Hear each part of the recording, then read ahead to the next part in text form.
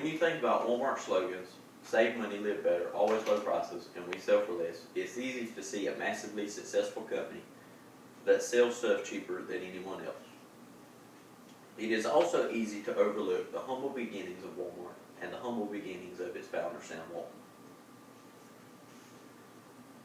Walton's early life began on March 29, 1918, in a small town in Oklahoma. He was born to Thomas and Nancy Lee Walton, and biography.com goes on to state that throughout his early life he was a successful student, athlete, and community member. He was the youngest Eagle Scout in Missouri history, which is the highest award for the Boy Scouts of America, and was the quarterback for his football team.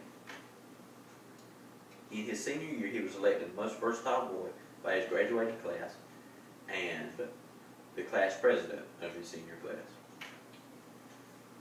During college at the University of Missouri, he put himself through school to achieve an economics degree, and he put himself through school by delivering newspapers and bussing tables at a local diner. His early life and his struggles during his early life, more importantly, allowed him to be able to persevere through the struggles of his adult life before starting Walmart. Walton stated in his biography, Sam Walton, Made in America, that as a manager trainee for JCPenney in Iowa, he was told that the retail business was not cut out for him. This was because he was unwilling to fill out the necessary paperwork and was more interested in satisfying the needs of the customer than the needs of the company.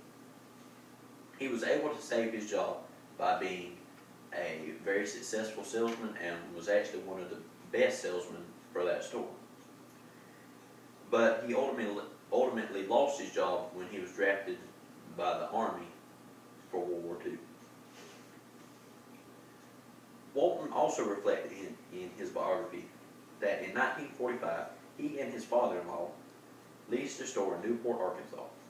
This store became a quick success, and he was able to quickly turn it around from a failure to a great success, and actually it became one of the largest stores in the 6-state region for Ben Franklin.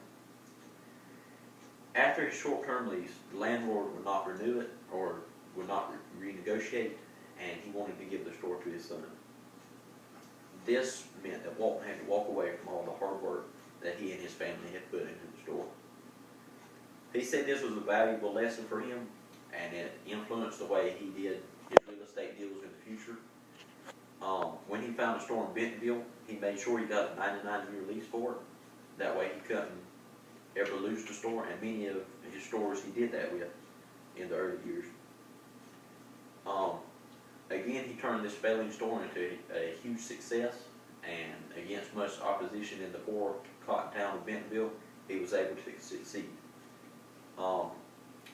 Entrepreneur.com also states that after the Bentonville store and after his great success, he was able to buy 15 stores along with his brother Bud. Again, this success led to him starting Walmart in 1962 in Rogers, Arkansas, and the rest is company history.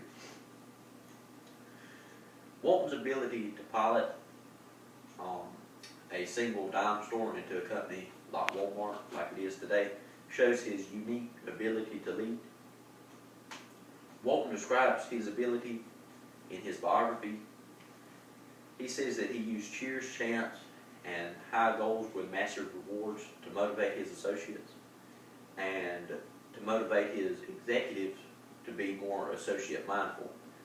He made them attend Saturday morning meetings every week to discuss sales and the plans for the next week. Also from his biography, it shows Walton's folksy attitude and his unique humbleness, really, that many billionaires didn't have. Even as one of the world's richest men, he would visit his stores in an old pickup truck. He would take managers on hunting trips and often wanted to discuss sales more than anything else and discuss how the company could improve itself. Also, he would remember the names of his associates at the store he visited, and he really cared about their lives that they led. Entrepreneur.com also stated that he was one of the world's richest men, but never really lived like him. The next time you visit a Walmart, take a minute to remember Mr. Sam, the man who accomplished the American dream. He was a common man with a strong drive to improve both the retail business and his customers' lives. And to achieve this, he was willing to take risks, work hard, and he always knew what his goals were for the long term.